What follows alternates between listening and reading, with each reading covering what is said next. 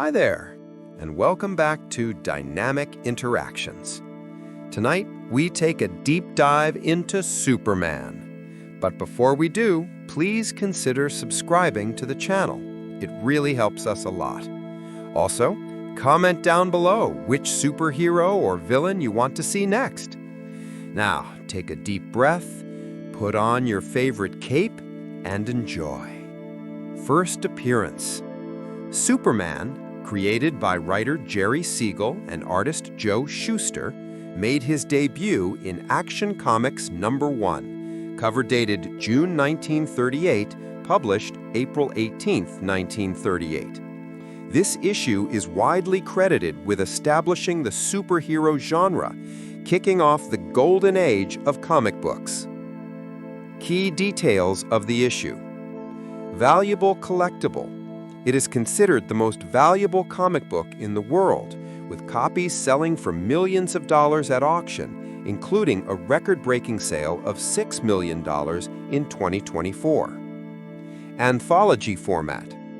Action Comics #1 was initially an anthology title and not solely dedicated to Superman. However, the immense popularity of the Superman story, which took up the first 13 pages, was responsible for the title's massive sales. Other debuts. The issue also features the first appearances of other characters, most notably Superman's future love interest and fellow journalist Lois Lane, and the superhero magician Zatara. Iconic cover. The unforgettable cover art, also by Joe Shuster, depicts Superman lifting a car over his head, a thrilling image that the publisher credited with making the issue a smash hit. The condensed Golden Age origin. The original one-page origin in Action Comics #1, June 1938, was deliberately brief, a sharp contrast to the elaborate backstories that would become standard for the superhero genre. Key narrative elements. A doomed world. The story begins with the quick demise of an unnamed planet, which is destroyed by old age. A scientist, referred to only as one who placed his infant son in a hastily devised spaceship, launches the ship toward Earth just before the world explodes. This single panel established the core concept of the Last Son narrative. The Foundling. The ship eventually lands on Earth, where the baby is discovered by a passing motorist. The motorist then takes the child to an orphanage. This detail is notable because it temporarily leaves out the Kents, who would later become central to the mythos. Discovery of powers. In the orphanage, the child, named Clark Kent, quickly develops super strength, surprising the caretakers. Once he reaches maturity, he discovers a full suite of immense powers. He could hurdle skyscrapers, leap an eighth of a mile, raise tremendous weights, and run faster than a streamlined train. The narration clarifies that nothing less than a bursting shell could penetrate his skin. The scientific explanation. The comic provided a simple pseudo-scientific explanation for his abilities. As the ages passed, the original race of people on this planet were able to increase their strength and physical structure to an amazing degree. The inhabitants of the planet from which Clark came had a physical structure millions of years advanced of our own. When he reached maturity, he found he could easily leap an eighth of a mile, hurdle a 20-story building. His powers are therefore channeled into the service of mankind, and so was created Superman, champion of the oppressed. Missing pieces. The Kents and Krypton. Crucially, this original text did not yet include many of the defining elements of the Superman mythos. The planet was unnamed. It would become Krypton in the 1939 newspaper strip. His adoptive parents, Jonathan and Martha Kent, were not yet named and were not the ones who found him. The concept that his powers were derived from Earth's yellow sun was absent. His strength was solely attributed to the superior evolution of his species on his home planet. Instead of the moral clarity of the Smallville farm, this first take immediately focused on his role as a proactive social crusader, setting him up to tackle corrupt officials and domestic abusers right from the start. The planet of his birth, Krypton, and his biological parents, Jor-El and Laura, later Jor-El and Lara, were named for the first time in the Superman newspaper strip in 1939. Extension: adoptive parents named.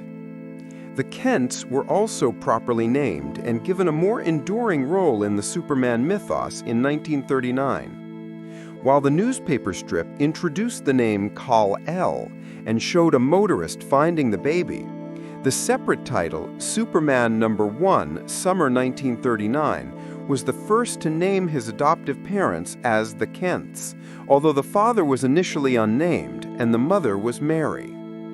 Expanded origin. The newspaper strip and the Superman #1 issue provided the opportunity to flesh out the origin that was cut for space in Action Comics #1.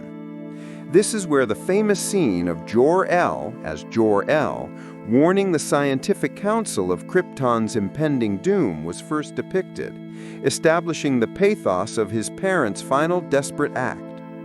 More importantly, the expansion established the Kents' decision to raise Clark as their own, instead of just leaving him at the orphanage, solidifying the theme that Superman's moral character, the truth, justice, and the American way, was a direct product of his humble, Midwestern upbringing, a crucial contrast to his alien heritage.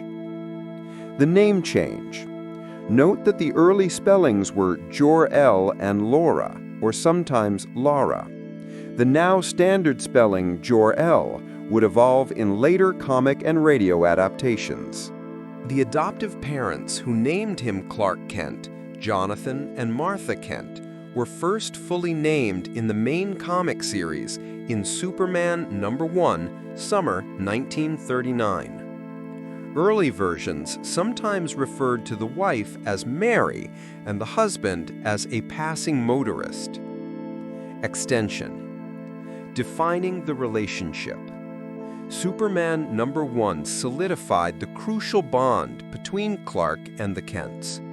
Although earlier stories were ambiguous about his upbringing, implying he grew up in an orphanage, the new origin in Superman #1 showed the Kents bringing the baby to an orphanage, but then quickly returning to adopt him, making them his true, loving guardians. The death of the Kents, early version. In a significant detail of the Golden Age timeline, the Kents were established as having died by the time Clark became Superman. This narrative choice allowed Clark to be a fully independent adult, free to leave the farm and begin his career as a crusader in Metropolis without concerns for their safety. This tradition of the Kents dying young would last for decades until the Silver Age retcons. The Kent name as an illusion. The choice of the name Kent is often cited as an allusion to Superman's English roots and his connection to the small-town, rural heartland of America, an essential part of the character's persona as an immigrant striving for an ideal. The Smallville setting. While the Kent's role was established, the town of Smallville, the iconic setting of Clark's youth and the place where he truly learned his values, was not named until much later in the comics, though it was used in the Adventures of Superman radio show. The Kent's farm would become synonymous with Smallville over time, cementing the farm boy image that defined Clark's morality. The explanation that Superman's powers are derived from Earth's yellow sun, due to Krypton's red sun, was an addition to his mythos in later comics, a concept which became key in the Silver Age of comics. Evolution of Superman's power source. The yellow sun concept was a significant retcon that replaced the original, simpler explanation of Kryptonians being a genetically millions of years advanced super race. This new solar-based explanation provided a cohesive scientific framework for several aspects of the Superman mythology. The power mechanism. It established that Kryptonians, under the radiation of their native red sun, a cooler, dimmer star, possessed no superhuman abilities. It is the radiation from a yellow sun, like Earth's, absorbed and stored by their cells, that grants them their vast powers, including flight, super strength, and heat vision. This elegantly explained why he was powerless on Krypton and powerful on Earth.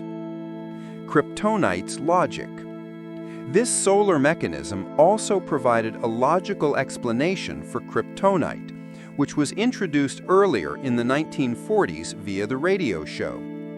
Kryptonite, a radioactive fragment of his home planet, was understood to emit radiation similar to the red sun that is toxic to Kryptonian physiology, effectively canceling the yellow sun's energizing effect. Fluctuating powers. The sun-based theory was essential for storylines involving power fluctuations. If Superman spent too long away from a yellow sun or near a red sun, his powers would wane. Conversely, exposure to more intense yellow solar energy could temporarily boost his abilities. Modernization. This change helped modernize the character's science fiction roots, moving away from the vague, advanced evolution to a more specific astrophysical energy model. It provided a powerful and easily recognizable metaphor for the character, linking his very identity to the Earth he protects. The first character to appear in the comic series who would become Superman's enduring archenemy, Lex Luthor, made his initial appearance in Action Comics number 23, April 1940, though he was initially a mad scientist and his trademark baldness wasn't immediately established. Lex Luthor's original Golden Age persona.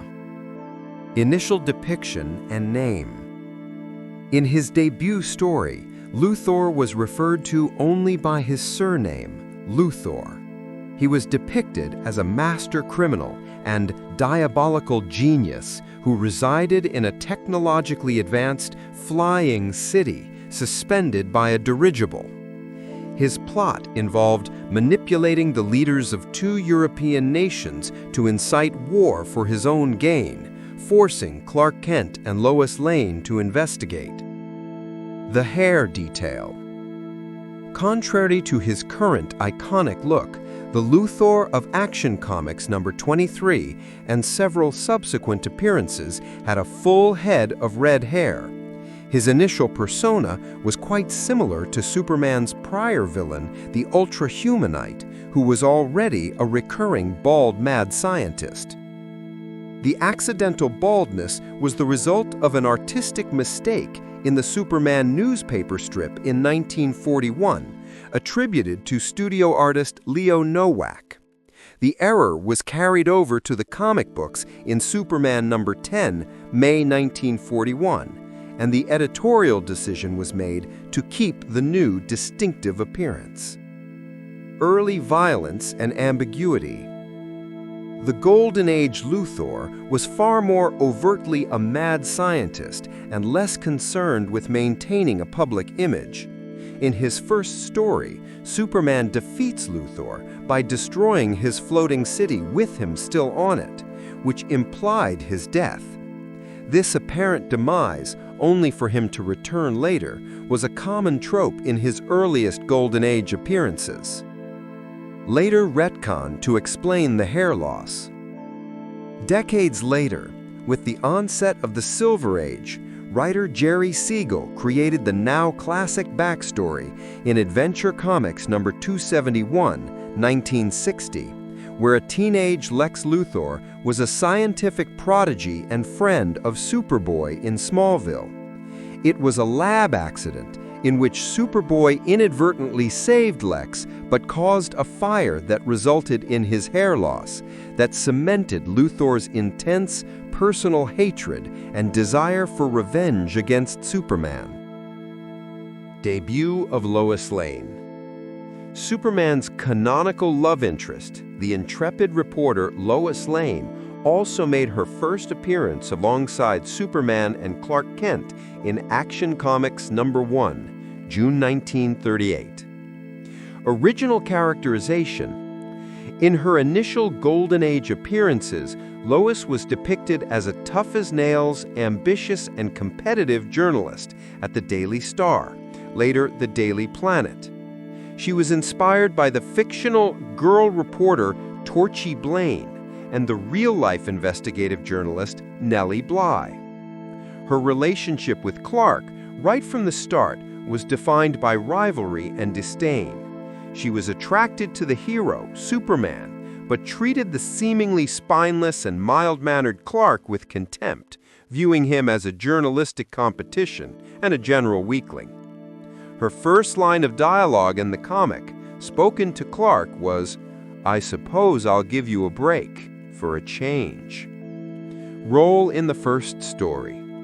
In the Superman feature of Action Comics #1, Lois goes out with Clark, is nearly abducted by a gangster's henchman for her fearless attitude, even slapping one of them, and is then rescued by Superman, setting the template for the famous love triangle and damsel in the distress trope that would evolve over the decades.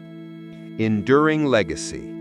Lois Lane is the only character aside from the Man of Steel himself to have been continually published in DC Comics since that very first issue.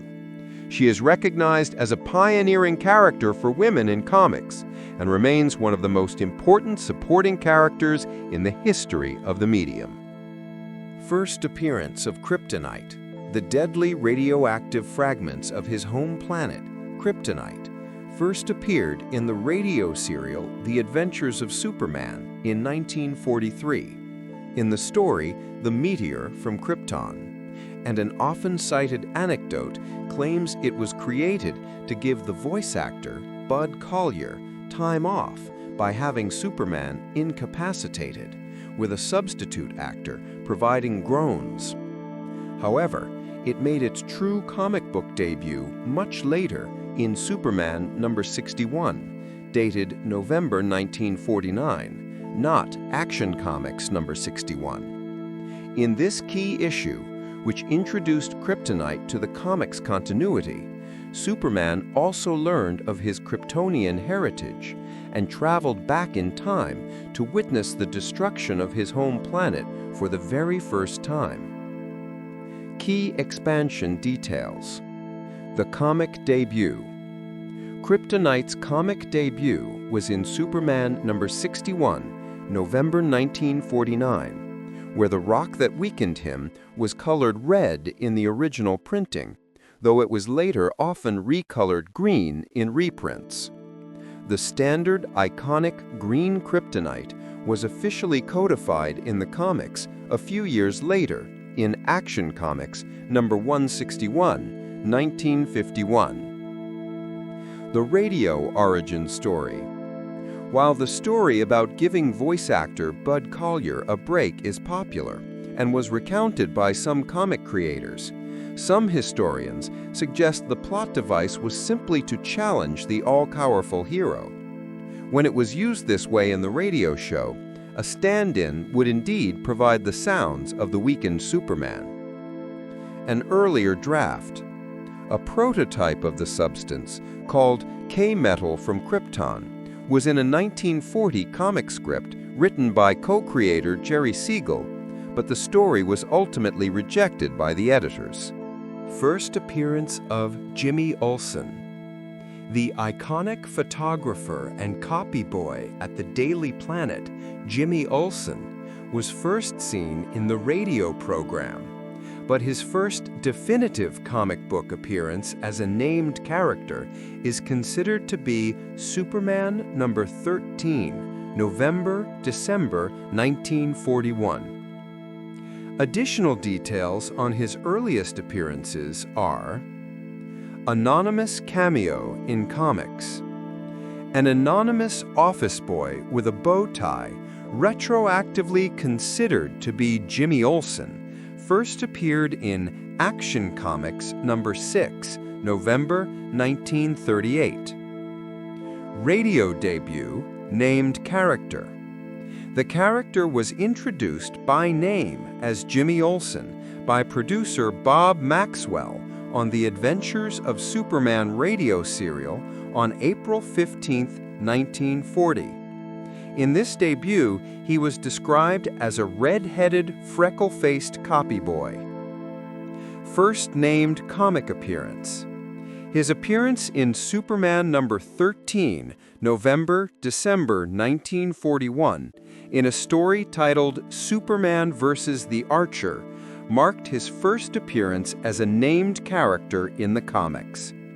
The cigar-chomping editor of the Daily Planet, Perry White, was first introduced in the radio serial The Adventures of Superman, making his debut in the second episode, Clark Kent Reporter, on February 14, 1940. He was created for the radio program by Bob Maxwell and Alan Duchovny, and later made his comic book debut in Superman number 7, November 1940, where he replaced the newspaper's previous editor, George Taylor, and cemented his role as the tough, irascible, but fair-minded boss of Clark Kent and Lois Lane. The radio depiction set the standard for his character in all future media. Superboy's history. The idea that Clark Kent began his heroic career as a teenager named Superboy originated in More Fun Comics number 101, 1944, and later had his own series, beginning with Superboy number 1, 1949. This history was later removed in some modern continuities. This original version of Superboy, often referred to as the pre-Crisis Superboy, referencing the 1985 event, Crisis on Infinite Earths, was a cornerstone of Superman's established history for decades. Smallville Adventures. His stories focused on his life in Smallville, where he fought crime as Superboy, while maintaining his secret identity as Clark Kent, often alongside his friends Lana Lang and Pete Ross, who eventually discovered his secret. His superdog Krypto was also introduced during this era. The Legion of Superheroes. Most significantly, the existence of Superboy was the inspiration for and a founding member of the Legion of Superheroes, a team of teenage superheroes from the 30th century. His adventures with the Legion were a major part of the Superboy title. The Post-Crisis Eradication, 1986. Following the Crisis on Infinite Earths, DC Comics rebooted its universe.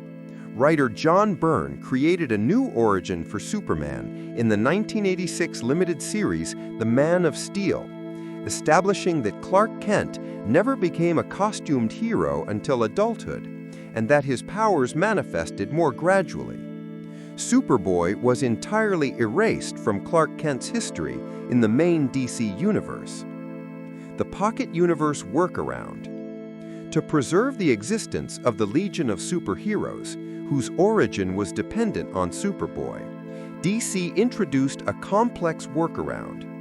It was revealed that the Legion's Superboy adventures had taken place in a pocket universe that the villain, the Time Trapper, had created to mimic the pre-Crisis Earth, complete with its own teenage KL. This Superboy eventually sacrificed his life to save his Earth. The new Superboy. The name Superboy was later given to a completely new character, Con-El, Connor Kent, who was a partial clone of Superman introduced in 1993 and who had no connection to Clark Kent's youth. Restoration. The original Superboy's history was eventually partially restored to Superman's past and to the Legion's continuity following the events of Infinite Crisis 2005 to 2006 and other subsequent reboots. Brainiac's origins in DC Comics have been repeatedly rewritten, especially in the wake of the universe-altering event Crisis on Infinite Earths, 1985 to 1986. The post-Crisis era and subsequent reboots have introduced several distinct and sometimes overlapping incarnations.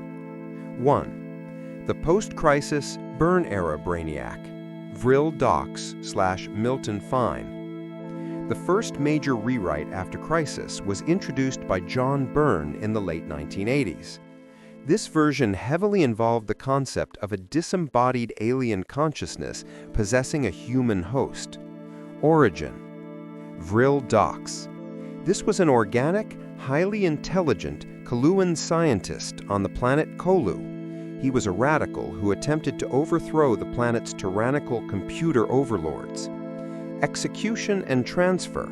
Just as he was executed for his crimes, Dox's consciousness was projected across space and landed in the mind of a human sideshow mentalist on Earth named Milton Fine, who went by the stage name Brainiac.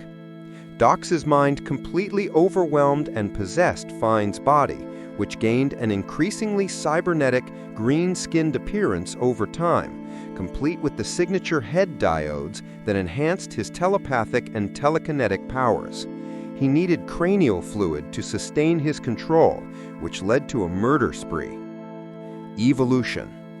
Over time, the Vril Dox entity was able to use LexCorp technology after being captured by Lex Luthor to evolve the host body into a form closer to his original Coluan one. The Brainiac legacy, Vril Dox 2. In this continuity, the original Brainiac, Vril Dox, cloned himself to create a son named Vril Dox 2, a rebellious figure who would go on to found the intergalactic police force Legion. The later Legionnaire Brainiac 5 is the biological descendant of Vril Dox 2, re-establishing a biological link to the villain's line. Brainiac 2.5 and beyond. When the Milton Fine body was destroyed, Dox transferred his mind into a mechanical body he named Brainiac 2.5. This later led to a series of future, increasingly powerful, technologically advanced iterations, like Brainiac 13, who claimed to be a 41st century version of the villain. 2. The Modern Era / Collector of Worlds Brainiac, Jeff Johns and Gary Frank. Around 2008, a major revision was made to reconcile the character's convoluted history, asserting that all previous comic versions were merely probes, drones, or splinter aspects of a far greater prime entity. Origin. This prime Brainiac is the true original entity. He is an alien from Colu or the region near it, whose core motivation is not conquest, but the collection and preservation of knowledge from doomed worlds. He believes knowledge is only valuable if he alone possesses it. Modus operandi. He finds a world, sends an advanced probe to observe and catalog the civilization's knowledge, steals a major city like Kandor from Krypton, and miniaturizes it for his collection, and then destroys the planet to eliminate any remaining data and ensure his collected knowledge is unique. Krypton connection. This version solidified his deep, direct connection to Krypton, retroactively establishing him as the villain who came to the planet and bottled Kandor before Krypton's destruction. In some variations, he is partially responsible for the planet's end. Appearance. This is the iconic, hulking, green-skinned cyborg figure with extensive cybernetic enhancements, often shown with his menacing, skull-shaped starship. First appearance: General Zod and the Phantom Zone. The Kryptonian criminal and military leader General Drew Zod made his debut in the pages of Adventure Comics number 283, April 1961 in a story titled The Phantom Superboy. Zod, along with the very concept of the Phantom Zone, was created by writer Robert Bernstein and artist George Papp. The context of the debut. Unlike later, more prominent villains, Zod's first appearance was not as a physical menace in the present day, but entirely within a historical flashback and introduction to a major piece of Kryptonian lore, the Phantom Zone. The discovery. The story begins with a young Superboy discovering a strange canister of Kryptonian artifacts sent away by his father, Jor-El, before Krypton's destruction. One of these artifacts is a telepathic helmet containing Jor-El's recorded warning. The Phantom Zone Projector. The warning explains that Kryptonian scientists, including Jor-El, invented the Phantom Zone Projector as a method of non-lethal capital punishment, exiling criminals to a timeless, non-physical plane of existence where they would be unable to interact with the world. This dimension itself makes its debut here. Zod's crime and banishment. General Zod is then introduced as one of the zone's first inhabitants. His crime was a dramatic coup attempt. Zod sought to overthrow the Kryptonian government by creating an army of robotic duplicates, the earliest version of the Bizarro concept, and using them to seize power. Jor-El led the effort to stop Zod's fascism, resulting in Zod's sentence to the Phantom Zone for 40 years. The other prisoners. The story also introduces other notorious criminals exiled by Jor-El, including the renegade scientist Jax-Ur, who destroyed a moon, and Dr. Zadu. The telepathic nature of the zone is quickly established, as the prisoners, Zod included, are shown as wraith-like figures who can observe the living world and even manipulate it with limited psychic force. Immediate aftermath in the Silver Age. While Zod had impressive origins, he remained a relatively minor villain in the Silver Age comics, largely serving as one of many background threats visible through the Phantom Zone. When Phantom Zone criminals did escape and gain powers under Earth's yellow sun, the initial focus was often on other zoners like Jax-Ur. It wasn't until the character was adapted as the central antagonist in the films Superman, 1978 cameo, and, most notably, Superman 2, 1980, that Zod's profile was dramatically elevated, cementing him as Superman's archenemy, second only to Lex Luthor.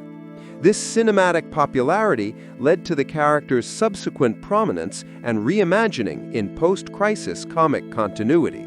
The iconic storyline, The Death of Superman, was not a single event, but the first of a three-part crossover trilogy spanning all four major Superman titles published weekly in the 1990s. This overall mega event, which ran from late 1992 to late 1993, is comprised of three distinct phases. Phase 1, Death of Superman, Doomsday. Timeline and climax. This initial arc details the unstoppable rampage of the monster Doomsday, a genetically engineered Kryptonian creature. The conflict escalates, incapacitating the Justice League, before culminating in the ultimate fatal showdown between Superman and Doomsday in the heart of Metropolis. The final issue. The event peaked with Superman Volume 2, number 75, December 1992, with a January 1993 cover date. The entire issue was famously rendered in full-page splash panels to amplify the ferocity and grandeur of the final, mutually lethal blows exchanged by the two combatants. Both Superman and Doomsday die from their wounds, with Superman expiring in the arms of Lois Lane, an image that became instantly iconic. Cultural significance. This issue was a media sensation and a commercial juggernaut, selling over 6 million copies and being heavily promoted with a polybagged collector's edition that included a black mourning armband and a Daily Planet obituary. Phase 2. Funeral for a Friend. The aftermath. Following the death of the Steel Man, this phase detailed the immediate global reaction, focusing on the profound grief and chaos resulting from his loss. Key storylines include The World Mourns. Superman's funeral is an international event attended by nearly the entire DC superhero community and world leaders. Lois Lane's grief. Lois struggles with the loss, finding solace with Clark Kent's adoptive parents, Jonathan and Martha Kent. The empty void.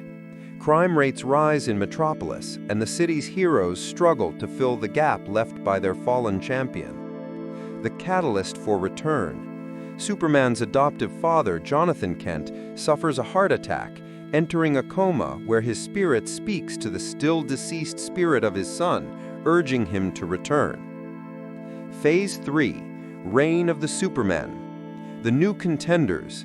As hope dwindled, 4 mysterious figures emerged, each claiming to be the rightful successor or even the resurrected Superman himself. 1. The Man of Steel, an armored hero named John Henry Irons. 2. The Man of Tomorrow, Cyber Superman, a half-man, half-machine with a memory of Superman's past. 3. The Metropolis Kid, Superboy, a young leather-clad clone from Project Cadmus. 4. The Last Son of Krypton, the Eradicator, an aggressive, violent figure wearing a visor and wielding energy powers. Resolution and Resurrection. The Reign arc culminated in the return of the original Kal-El, weak but alive, wearing a black Kryptonian regeneration suit he recovered from his Fortress of Solitude. The true villain, the Cyber Superman, revealed to be the Green Lantern nemesis Hank Henshaw, was exposed, and Superman, with the aid of the other replacement heroes, was able to regain his full strength and reclaim his role. The full story concluded in October 1993. The storyline for the return of Superman and the defeat of Cyborg Superman is the culmination of the epic 1990s comic book arc, The Death and Return of Superman. The final act of this story, The Reign of the Supermen and the Return of Superman, details these events. The Reign of the Supermen. After Superman's death at the hands of Doomsday, 4 different individuals emerge, each claiming to be, or a successor to, the Man of Steel. The Man of Steel, or John Henry Irons, is a genius engineer who creates a suit of powered armor to honor Superman's legacy and protect Metropolis. He does not claim to be the original, but a successor in spirit. The Eradicator, the last son of Krypton, is a ruthless Kryptonian consciousness or artifact inhabiting a cloned body. He possesses Superman's powers, but with a cold, superior attitude focused on preserving Kryptonian heritage. He is the one who secretly took Superman's body and placed it in a regeneration matrix in the Fortress of Solitude. Superboy, the Metropolis Kid, is an arrogant young clone of Superman created by Project Cadmus. He has some of Superman's powers, initially focusing on tactile telekinesis. Cyborg Superman, the Man of Tomorrow, or Hank Henshaw, is a man who appears to be a half-cybernetic version of Superman. Lois Lane is initially convinced he is the real Superman, as he can recall all of Superman's memories. In reality, he is the villain Hank Henshaw, an astronaut whose consciousness was digitized after a space accident that he blames on Superman. The true villain revealed. Cyborg Superman, using his persona to gain the trust of the U.S. government, reveals his true villainous colors when he allies with the alien warlord Mongol. Coast City's destruction. Cyborg Superman and Mongol launch a brutal attack on Coast City, the home of Green Lantern Hal Jordan, completely destroying the city and its 7 million residents. They then begin constructing Engine City, a new war world, in its ruins. Cyborg Superman successfully frames the Eradicator for the destruction. The powerless Superman. Meanwhile, the original Superman, who was healing in the Kryptonian regeneration matrix within the Fortress of Solitude, placed there by the Eradicator, wakes up. He is severely depowered and wears a black suit with a silver S shield that draws solar energy to accelerate his healing. The final battle and Superman's return. Superman, now operating in his black solar suit, joins forces with the remaining, genuinely heroic Supermen, Steel and Superboy, along with Supergirl. They travel to the ruins of Coast City to stop Cyborg Superman and Mongol from destroying Metropolis next. The team-up. The four heroes, Superman, Steel, Superboy, and Supergirl, confront the villains at Engine City. The supporting roles in the battle. Superboy prevents a missile launched by Cyborg Superman from destroying Metropolis. Green Lantern, Hal Jordan, utterly devastated by the destruction of his city, enters the fight and manages to defeat Mongol. Steel engages Cyborg Superman, but is quickly overpowered. The ultimate sacrifice.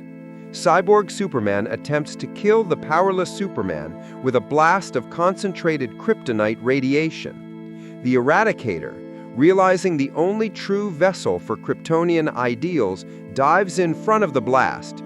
The radiation kills the Eradicator, but in an unexpected twist, the energy matrix that forms the Eradicator's body converts the kryptonite energy into solar energy, which is then channeled into the original Superman's body. Superman's triumph. With his full powers instantly restored, the fully powered Superman finally defeats the cyborg Superman, seemingly destroying Hank Henshaw's body. The aftermath, restoring the life of Clark Kent. The restored Superman immediately returns to Metropolis, now wearing a newly constructed version of his iconic blue and red costume made by Supergirl. The final part of the story focuses on his personal return. Adventures of Superman number 505.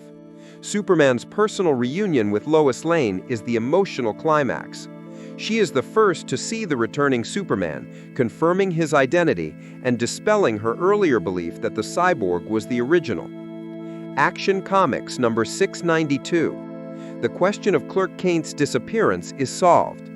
Superman and Lois find an unconscious Clark Kent buried in a collapsed civil defense shelter, who was Supergirl posing as Clark during the funeral for a friend arc. This provides a plausible explanation to the public as to why Clark was missing and presumed dead, allowing him to return to his life and job at the Daily Planet. Superman is back, Clark Kent is alive, the imposter cyborg Superman is defeated, and the heroic legacies of Steel and Superboy are established for the long term. The wedding to Lois Lane.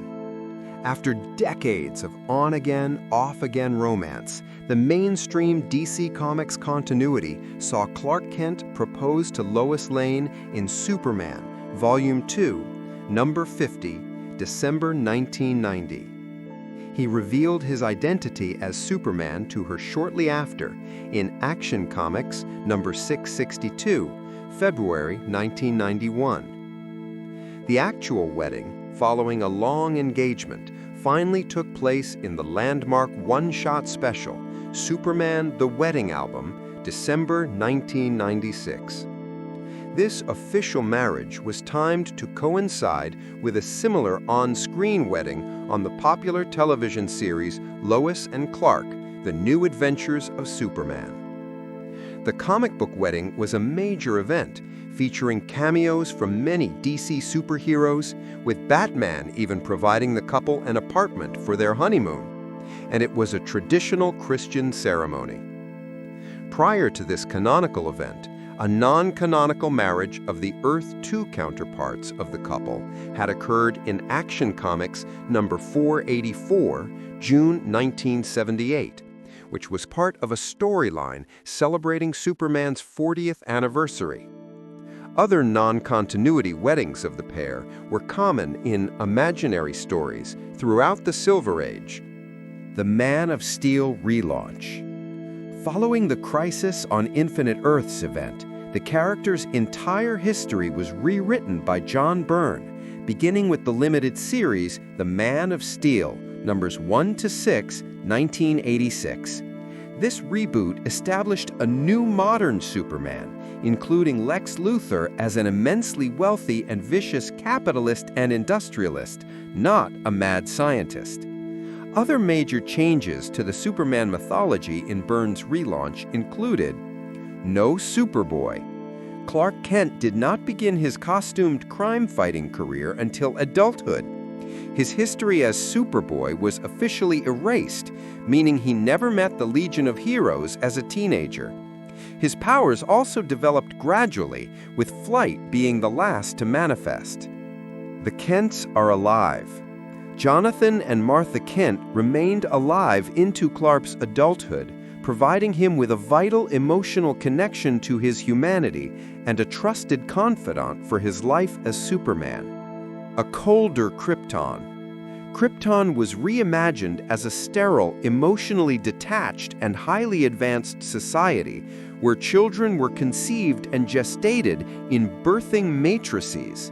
This helped underscore how much Clark's compassion and morality were a product of his human upbringing on Earth. Sole survivor. The last son of Krypton concept was taken literally, eliminating other Kryptonian survivors from Clark's history, such as Supergirl, Kara Zor-El, and Krypto the Superdog. Clark is the true identity. Byrne emphasized that Clark Kent was the real person, having been raised on Earth, while Superman was the disguise he adopted to use his powers in public. These changes stripped away decades of complicated continuity, aiming for a simpler, more grounded hero for a modern audience, a vision that defined the character for over 20 years. The original, or Silver Age, origin and life of Supergirl, Kara Zor-El, is a complex and lengthy narrative that spanned decades in DC Comics before its definitive conclusion in a major universe-altering event. The origin, last survivor of Argo City. Kara Zor-El was the daughter of Zor-El, Superman's uncle, and Allura, and was born on the planet Krypton. Her origin story, which debuted in Action Comics number 252, May 1959, is as follows. Argo City's survival. When Krypton exploded, a large chunk of it, the city of Argo City, where her family lived, was propelled into space intact. Her father, Zor-El, a scientist, quickly shielded the city with a dome and lead plating to protect its inhabitants from the debris. The Kryptonite Doom. This protection was temporary.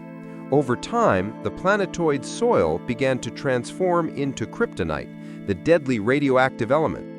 Eventually, meteors breached the lead shielding, and the city's inhabitants began to succumb to the radiation. Escape to Earth. To save his teenage daughter, Zor-El constructed a rocket to send Kara to Earth, a world they had observed where his nephew, Kal-El, Superman, had grown to be a powerful hero. Kara's mother, Allura, sewed a costume similar to Superman's so he would recognize her as family. Kara was about 15 years old when she was rocketed away, just before Argo City was completely destroyed. Reunion with parents. In a later story, it was revealed that Zor-El and Allura had actually survived the final destruction of Argo City by escaping into the Survival Zone, a dimension similar to the Phantom Zone. They would eventually live as unpowered Kryptonians in the bottled city of Kandor. Life on Earth. The secret identity. Upon arriving on Earth, Kara was reunited with her cousin, Superman. However, to prevent his enemies from using her against him, and to allow her time to master her powers, Superman decided to keep her existence a secret. Linda Lee. Superman covertly trained her while she adopted the secret identity of Linda Lee, an orphan residing at the Midvale Orphanage. To conceal her true identity, she wore a brunette wig and acted like an ordinary human girl, performing secret good deeds for years as Superman's secret weapon. adoption. Eventually, she was adopted by a kind couple, Fred and Edna Danvers, and became Linda Lee Danvers. She eventually revealed her secret identity to her adoptive parents, who became her trusted confidants. Introduction to the world. After years of working in secret, Superman finally decided she was ready and publicly introduced Supergirl to the world as his cousin. She then attended high school and later Stanhope University under her secret identity. Supporting cast. Her life featured a classic Silver Age supporting cast, including her boyfriend, Dick Malvern, her superpowered cat, Streaky the Super Cat, who gained powers from X-Kryptonite, and her super horse, Comet the Super Horse, a magical centaur. The Legion of Superheroes. Supergirl's adventures were not limited to the 20th century. Due to her ability to travel through time, she frequently journeyed to the 30th century, where she became a prominent member of the Legion of Superheroes, LSH. LSH membership. Kara joined the LSH in Action Comics number 276. The Legion of Superheroes was a team of superpowered teenagers from the future who greatly admired her cousin Superboy and later welcomed Supergirl into their ranks.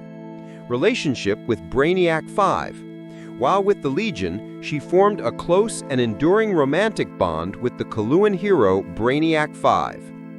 Independence.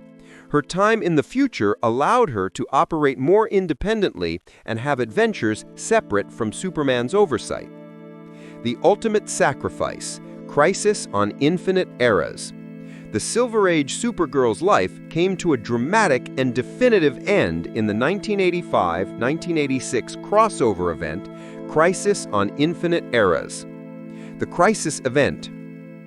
The story was intended to streamline the messy continuity of the DC multiverse, and part of this mandate was to make Superman truly the last son of Krypton by removing all other Kryptonian survivors, including Supergirl. The Sacrifice. In Crisis on Infinite Eras 7, Supergirl intervened in a battle between the combined heroes of the multiverse and the villain, the Anti-Monitor. She heroically sacrificed her life to destroy the Anti-Monitor's antimatter engine, saving countless universes. Significance. Her death was one of the most impactful and permanent of the event. Superman was depicted carrying her dead body, an image that became an iconic visual shorthand for the magnitude of the crisis. In the resulting unified post-crisis continuity, Kara Zor-El was entirely erased from history, and the world, including Superman, had no memory of her existence, fulfilling the editorial decision to make Superman the sole survivor of Krypton. This status as a hero who died and was completely forgotten cemented her legacy as a character of great and tragic self-sacrifice for a generation of comic book readers. All-Star Superman is a critically acclaimed 12-issue limited comic book series published by DC Comics from 2005 to 2008. Written by Grant Morrison and drawn by Frank Quitely, it is celebrated as a quintessential Superman story that distills the character's essence, embracing his entire history, including the more imaginative Silver Age concepts, into a single, cohesive narrative outside of regular DC continuity. The 12 Labors.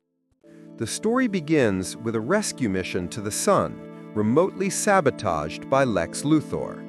Superman, in saving Dr. Leo Quintum and his project team, absorbs a massive overdose of solar radiation. This simultaneously supercharges his powers and begins a fatal chain reaction in his cells, giving him approximately 1 year left to live. Facing his mortality, Superman decides to accomplish 12 heroic labors to ensure a legacy for Earth after his death, mirroring the mythical labors of Hercules. Key events throughout the 12 issues include the dying hero and Lois Lane. Superman reveals his secret identity to Lois Lane. For her birthday, He grants her powers for 24 hours via a temporary super elixir, allowing her to experience his world as Superwoman. They spend a spectacular day together, which is one of his final personal acts. Encounters with new and classic foes. He battles Samson and Atlas, who tried to steal his thunder and destroy Metropolis.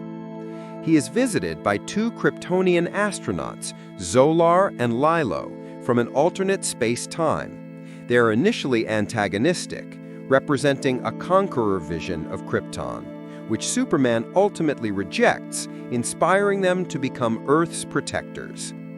Bizarro's world, the Bizarro Earth, a cube-shaped planet in the Underverse, is explored, where Superman briefly meets Zibarro, the only sane and intelligent Bizarro, who is a melancholy reflection of Superman's own isolation. Clark Kent ends up in prison with Lex Luthor, who, blinded by his hatred, doesn't recognize his colleague is his nemesis.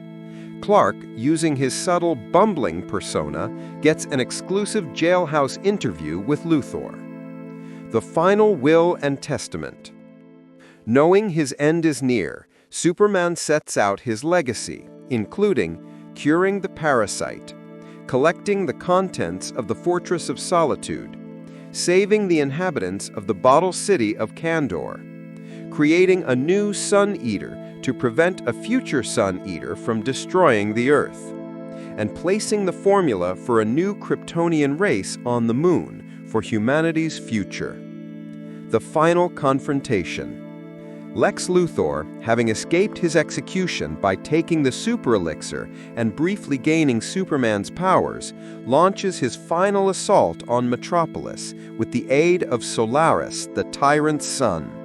Luthor's powers let him see the world as Superman does, as a web of connections and a beautiful, fragile ecosystem, and he's momentarily overwhelmed by empathy and goodness before his arrogance takes over. Superman defeats Solaris, but the fight poisons Earth's sun, causing it to die. The end and transcendence. Clark Kent seemingly dies after submitting his final article to the Daily Planet. However, his consciousness travels to Krypton's afterlife, where his father, Jor-El, reveals that Superman's cells are converting him into a being of pure solar energy. Choosing to sacrifice his life to save the world, Superman returns, defeats Luthor for the last time, using a gravity gun to accelerate the exhaustion of Luthor's temporary powers, then flies into the dying sun. He leaves a final message for Lois Lane, a miniature sun for her to view and remember him by. The legacy. The story concludes 1 year later with Superman gone, living inside the sun, where he maintains the machinery that keeps it alive and protects the solar system, transformed into a golden super being. Lois Lane maintains her faith that he'll be back when the job's done. Extra special. Key themes and philosophy. Morrison and Quietly's All-Star Superman is a celebration of the character, focusing on optimistic, godlike wonder over gritty deconstruction. Number 1. Hope and optimism. The overarching theme is that Superman is a symbol of hope and the ultimate moral exemplar. The comic intentionally rejects the trend of making superheroes dark or realistic, instead embracing the boundless, joyful fantasy of the genre. Number 2. The Golden Rule and empathy. The most famous scene in the series involves Superman comforting a suicidal teenager, telling her, "You're stronger than you think you are. Trust me." This moment exemplifies Morrison's take. Superman's greatest power isn't his strength or heat vision, but his compassion and ability to inspire. He saves her not with a cosmic feat, but with a simple hug and human empathy. Number 3. Mortality and legacy. By giving Superman a death sentence, the story forces him to confront what is truly important. His 12 labors are less about saving the world from immediate threats, though he does that, and more about ensuring his legacy of good deeds, knowledge, and hope will endure. His final act is not a fight, but a sacrifice, a Christ-like ascension to save the entire solar system. Number 4. Superman as a modern myth. The explicit structure of the 12 labors positions Superman as a modern mythological figure, drawing parallels to heroes like Hercules and even messianic figures. The narrative embraces the wacky sci-fi elements of the Silver Age, bizarro world, giant animals, cosmic science, and recontextualizes them with emotional and thematic depth. Number 5. Clark Kent versus Superman. Morrison's take is that Clark Kent, the bumbling reporter, is a deliberate mask for the powerful alien, while Superman is also an act, the perfected ultimate hero. The core truth lies neither in neither, but in the character's unwavering desire to do good, regardless of which persona he adopts. Extra special. Legacy and influence. All-Star Superman is widely regarded as one of the best Superman stories ever written, often cited as a definitive character portrait. Influence on future media. The comic has had a lasting impact on how DC Comics and Warner Brothers approach the character. Most recently, DC Studios co-CEO James Gunn cited All-Star Superman as a major influence on his approach to the character in the new DC universe, specifically mentioning the tone of optimism and the importance of Clark Kent's moral compass. Connection to DC 1 million. The ending of All-Star Superman ties directly into Grant Morrison's previous DC 1 million storyline.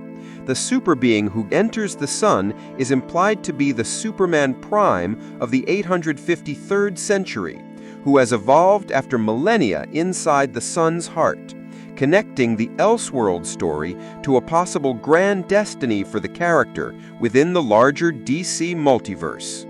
The debut of the Justice League of America, or JLA, in 1960's The Brave and the Bold, number 28, was a pivotal moment for DC Comics, signaling a major turning point in the industry known as the Silver Age of comic books.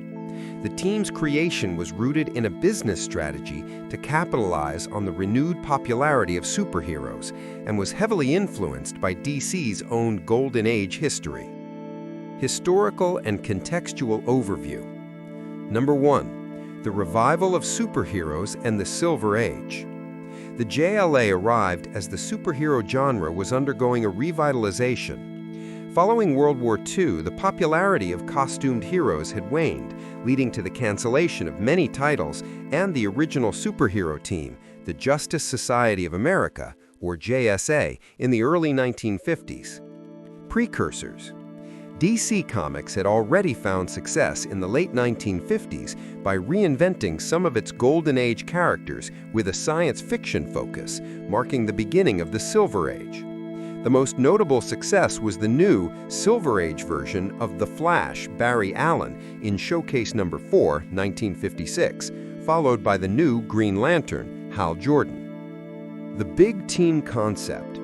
DC's editors, seeing the success of the new heroes, sought to revive the team concept. The JLA was a direct successor to the JSA, the first superhero team in comic book history, debuting in 1940. Writer Gardner Fox, who had worked on the original JSA, was tasked with creating the new team. The name. Editor Julius Schwartz is credited with suggesting the new name, Justice League of America, reportedly influenced by the popularity of Major League Baseball's National League and American League. Number 2. The founding team and first appearance. The original Justice League of America, sometimes called the Big Seven, featured an ensemble cast of DC's most prominent heroes at the time. The original roster, founders: Superman, Batman, Wonder Woman, The Flash, Barry Allen, Green Lantern, Hal Jordan, Aquaman, and Martian Manhunter. Debut story. Their first adventure, Starro the Conqueror in The Brave and the Bold, number 28, March 1960, pitted them against the telepathic alien starfish. Strategic roster choices. Notably, the two most popular characters, Superman and Batman, were initially downplayed in favor of the newly revived or less popular heroes like Green Lantern, Flash, Aquaman, and Martian Manhunter. This strategy allowed the lesser-selling heroes to gain exposure and was a deliberate business decision by the editorial staff to boost the visibility of those characters. Number 3. The influence of Gardner Fox and Julius Schwartz. The creative team behind the JLA's inception defined its early foundational era, 1960 to 1968, known as the Silver Age or Gardner Fox and Julius Schwartz era. Julius Schwartz, editor and visionary of the Silver Age. He spearheaded the revival of Golden Age heroes with a science fiction focus, like the Flash and Green Lantern, and conceived the idea of a new team to update the JSA concept. He oversaw nearly every JLA adventure during this era. Gardner Fox, writer and architect of the concept. He was the writer for the original JSA in the 1940s and was brought in to create the JLA. His major lasting contribution was the creation of the multiverse concept in Flash of Two Worlds, The Flash number 123, 1961, which later allowed the JLA, Earth 1, to have annual crossover adventures with the original JSA, Earth 2, starting in 1963. The immediate legacy of the JLA. The immediate success of the Justice League of America in 1960 to 1961 proved that superhero team books were once again a viable and profitable venture. This success directly inspired Marvel Comics to create their own superhero team, the Fantastic Four, in 1961, which is often cited as the true genesis of the Marvel Age of comics. So the JLA's debut was a flashpoint that revitalized the entire American comic book industry.